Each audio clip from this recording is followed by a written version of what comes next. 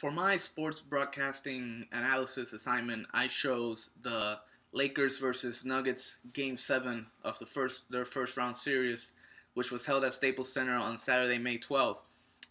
The announcing team for this game were Marv Albert and Steve Kerr, with Craig Sager doing the sideline reporting for the game.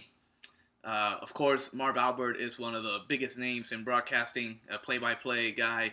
Every time someone would make a big three or a dunk, he'd go with that huge yes kind of thing. He's of course he's known for. Coming into the game, some of the storylines that were being developed, I think they were talking about, of course, the return of Metta World Peace, or Ron Artest, however you'd like to call him, to the Lakers lineup.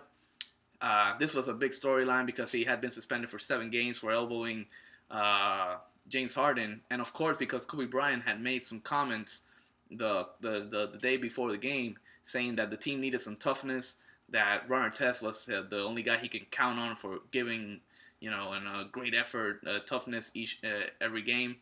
That was kind of seen by some as a little shot at Andrew Bynum and Paul Gasol, the other two great players in the Lakers lineup. Kobe kind of saying these guys aren't really playing well. From the Denver Nuggets side of things, the whole storyline that kind of was leading into the game was how can this young team pull off this amazing upset and defeat the champion Lakers and the great Kobe Bryant.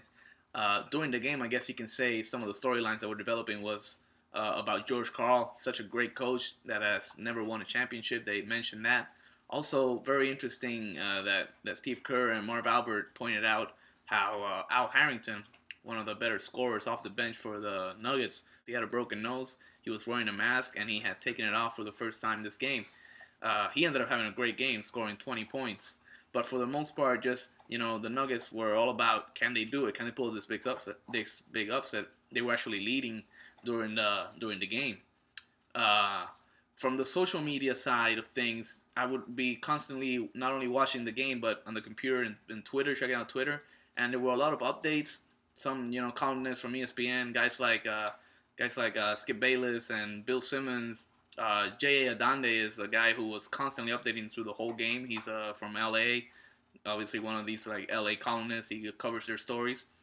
Skip Bayless gave a very interesting tweet saying that this game, that tonight would have been it's a huge night for Kobe's legacy. This was before the game. Coming towards the end of the game, you could see then how more and more fans would start getting connected via social media.